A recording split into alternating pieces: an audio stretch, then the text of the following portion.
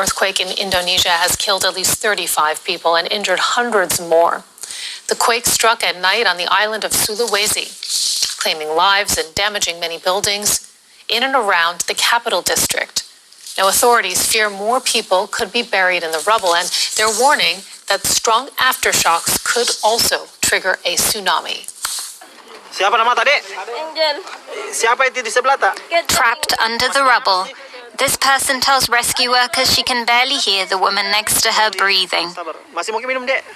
Perawat, 2 orang perawat. The powerful quake struck just after midnight, causing many to flee in the darkness. In the morning, those left in the hardest hit city of Mamuju scenes like these. This is what was left of the local hospital, where a rescue operation is now underway. As you can see behind me, from this hospital, we have retrieved 2 dead victims. We are still trying to find more victims in the rubble, but we don't know yet if they are still alive or not. Some people have been recovered from the debris, but it's a vast operation. As many as half the buildings in Mamuju city have either collapsed or are partially damaged, and there are fears that strong aftershocks are still to come. Gempa-gempa susulan masih Aftershocks are still happening. Kami menganalisis According to our analysis from local data that we'd recorded, as well as historical data, we believe there's still potential for more strong aftershocks, kami menganalisis just like what happened at midnight. adanya gempa susulan yang cukup kuat seperti dini hari tadi. For now, many fearing the aftershocks are choosing to stay on high ground, wondering if they'll have homes to go back to. From Jakarta, I'm joined now by DW correspondent Prihadarni Tuapurba. Thank you so much for joining us. What is the latest right now?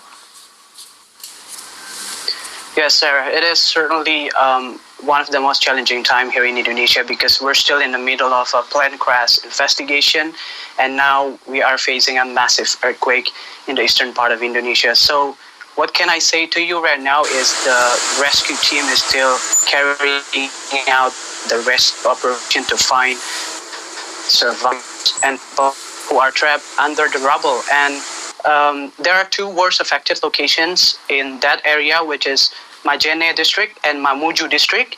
And in these 2 locations, at least 34 people died because of this earthquake.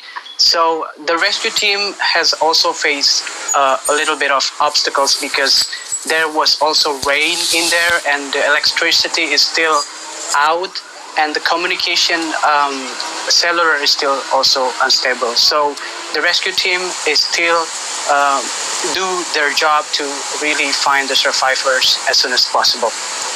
Yeah, and we're looking at those images right now, like as you've mentioned, that you know the rain that has been an issue, a challenge for authorities as they try and move in there for rescue workers.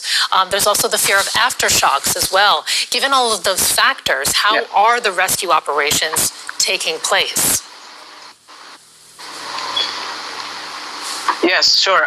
The head of the Meteorological and Geophysics Agency here in Indonesia, in a news conference, has told us that aftershocks is still potentially happening and it could lead to a tsunami.